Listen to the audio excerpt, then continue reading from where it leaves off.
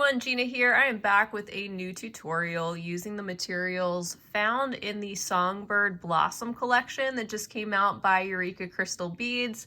You can check out that unboxing video on my channel, and also the link for the collection is located down below in the description section of my video. I also have a full list of materials that we're going to be using today. I've got a number of different beads. You have some MiniDuos, some SuperDuos, some 6mm round pearls, also some 4x3mm crystal rondelles, some of the little Miyuki Magatamas, the O beads, and some size 15-0 and 11-0 Miyuki seed beads. I do have a couple of wire guards that we're going to use today. The beaded portion here that you can see on the necklace is going to be about 8 inches long. And then you will just attach some chain or some other type of stringing material to the wire guards with some jump rings if you want to do that. I'll also be using some of the Wildfire beading thread today in this white color because I find that it goes really well with these light colored and white SuperDuo beads that we'll be using. And it also has a little bit of a grit to it that the Fireline doesn't quite have, that I find works well in this specific design, even though I still love using Fireline. So that's what we'll be using today. I have a size 10 beading needle, and we can get started with a comfortable length of beading thread. You can just gather up your materials, and we'll jump into this tutorial. All right, so I have some of the beads laid out and I've got them in the order that we're gonna first string them on. So let's go ahead and pick up our pearl first, followed by an 11-0 seed bead, an O bead, 1 SuperDuo, 3 MiniDuos, a SuperDuo, an O bead, and an 11-0. So this is the sequence you want to have on your needle, and you can pull this down and leave yourself about a 6-inch tail. And I'm just going to hold this in place and sew through that pearl, again bringing these beads together into a loop to get started. So that's what we have so far. The little MiniDuos will swing around a little bit for now. And just to hold that in place for the time being, I'm going to go ahead and make a 1/2 hitch knot right after that pearl and in front of the 11-0. So just going under the thread bridge, making a loop, and then sewing through that, and then pulling this tight just to get that started so that it's in place. Okay, next what we want to do is take our needle and just continue on sewing through that next 11-0 seed bead, through the O bead, and then sew through the SuperDuo. That same hole we already went through, and just go ahead and pull that.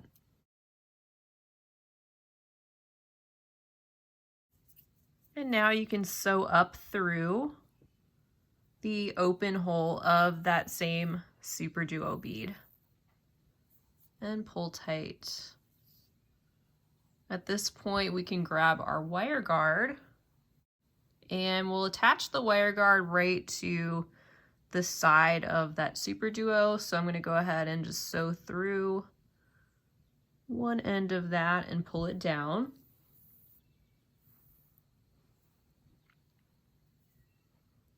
And then I'll sew through the other side, getting that thread position into the groove of the wire guard.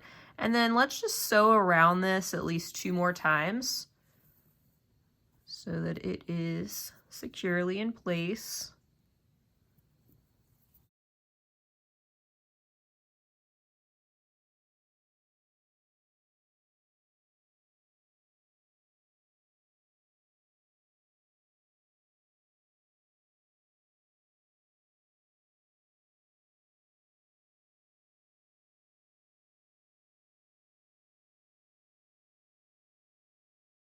And now that that's in place, we can just go ahead and sew through the SuperDuo again. And also go ahead and sew through the O bead and the next 11-0 and the next pearl as well. And it's okay that you're coming out of that hole of the SuperDuo. That O bead will cover up that spot.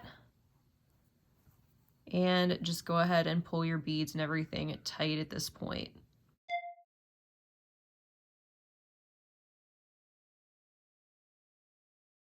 All right, that's better. So with my thread coming out of this pearl right here, I do have all the beads lined up, and we're gonna actually be repeating the same step all the way down the rest of the beadwork. So you're gonna do that as long as you wanna make it. And what we're gonna do here is just pick up the sequence I've got laid out. The 11, the rondelle bead, 11-0, pearl, 11-0, O bead, SuperDuo, 3 minis, a SuperDuo, another O bead, and an 11-0. And I'm just pulling these all down to my beadwork. And I'm gonna sew through that pearl bead again, the new one, only, and just pull these nice and tight. Pull those up to that rondelle section, and the rondelle section should be pulled nice and tight to that other pearl as well. So you don't want any gaps, and that's what you have so far. And that's what we're gonna keep repeating all the way down our beadwork. So just back up the video if you need to, and I'm gonna go until I've got a total of about 15 of these 6mm pearls on my beadwork.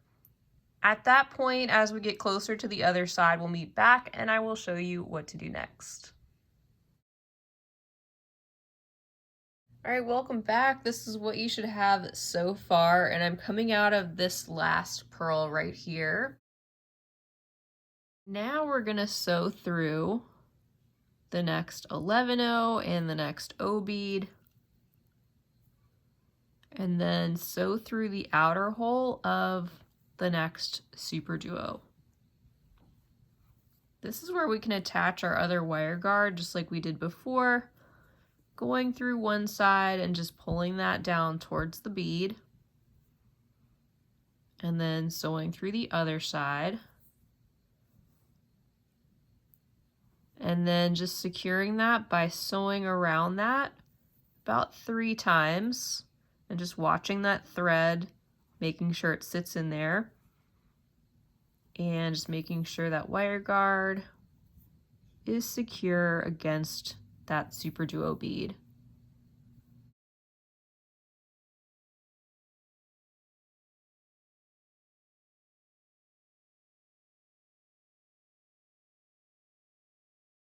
And then sew down through the SuperDuo. And now we're in position to add in some of our Magatamas. I've pulled those out as well as some of the 15-0s we're going to be using. And at this point, we're going to pick up a Magatama and just sew directly through that next MiniDuo, going through the open hole. We're going to do that 3 more times, picking up a Magatama, sewing through the next bead.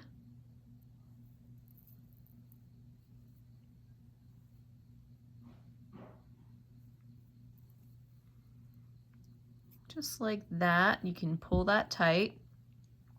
And then in between each of those SuperDuos, we're gonna add in a 15-0. So I'm picking one up and just sewing down through that next SuperDuo, going through the open hole. And this is where we can just keep repeating with our Magatamas, picking one up and sewing through the MiniDuo next.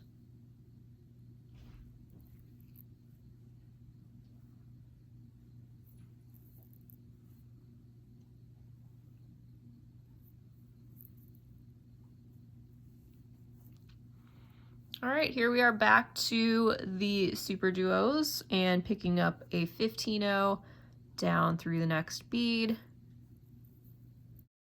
just like that.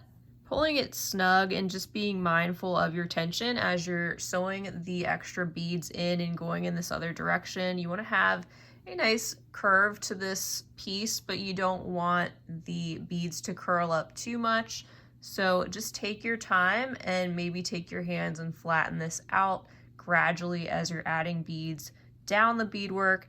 And once you get to this point, back to the beginning again, we'll meet back and finish up the necklace. All right, so I'm on my very last Magatama. I'm just picking that up and I'll sew through the outer hole of that final SuperDuo and pull, and you can see I've just kind of used my fingers to press this out, and I've got a curved shape sort of like this. It does have a tendency to want to curl a little bit, but just smoothing that out will do it some good.